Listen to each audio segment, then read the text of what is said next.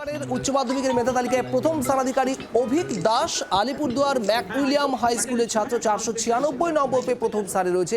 অভিক কি বলছে এই ফলাফল বেরোনোর পর শোনাবো।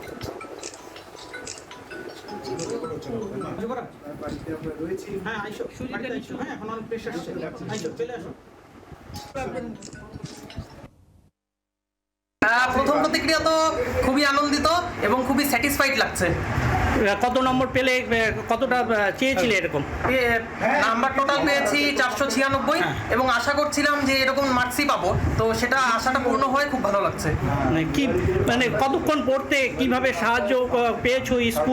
স্কুল সম্বন্ধে তোমার কি প্রতিক্রিয়া? পড়তাম, নির্দিষ্ট ঘড়ি ধরে সময় বেঁধে কখনো পড়াশোনা করিনি।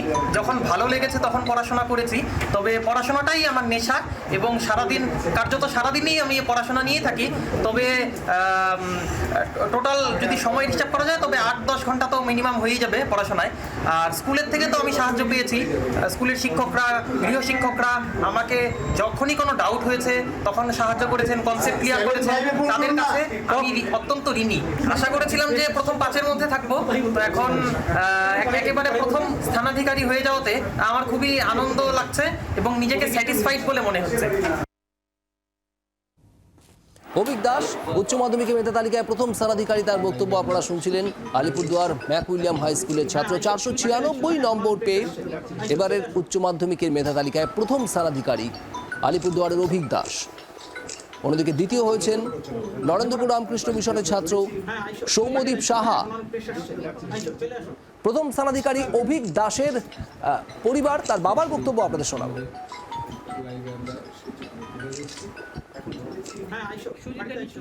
ছেলেকে তেমন সময় দিই না, আমি শুধু দেখাশোনা করেছিলাম।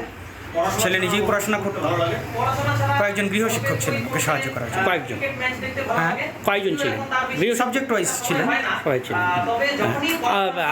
আর এমনি বাড়িতে ও কতক্ষণ পড়াশোনা করতো? এছাড়া ওর কত বাড়িতে পড়াশোনা বলতে শুধু মানে এইচএসএ পড়াশোনা তা তো নয়, ও বিভিন্ন প্রতিযোগিতামূলক পরীক্ষা যেমন নিট বা জয়েন্ট যেটা হলো জেই মেন্স, সেখানেও পরীক্ষা দিয়েছে।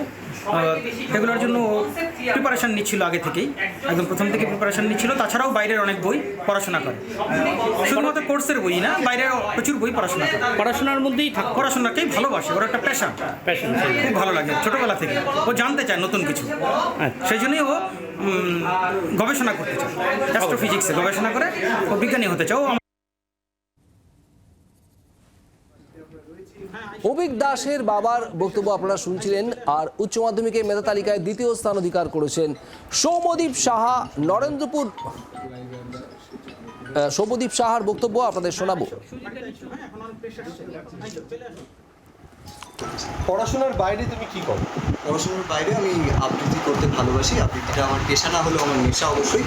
তা বাদ দিয়ে আমার সুইমিং আমি করতাম একসময়, দীর্ঘ 3-4-5 বছর সুইমিং করেছি বারাসাতে, মানে এখানে। তারপরে যখন ওখানে গেলাম, ওখানেও সুইমিংয়ে আমি একটা প্লেস পেয়েছিলাম। তা বাদ দিয়ে আবৃত্তি তো অবশ্যই আমার পছন্দের জিনিস। নরেন্দ্রপুরে তুমি পড়াশোনা করেছো, ওখানকার পড়াশোনার পরিবেশ তোমাকে কিভাবে অনুপ্রাণিত করেছে? অবশ্যই ওটা একটা মানে বিদ্যা মন্দির। বাংলার আওয়াজ, বাঙালির আবেগ, জি 24 ঘন্টা।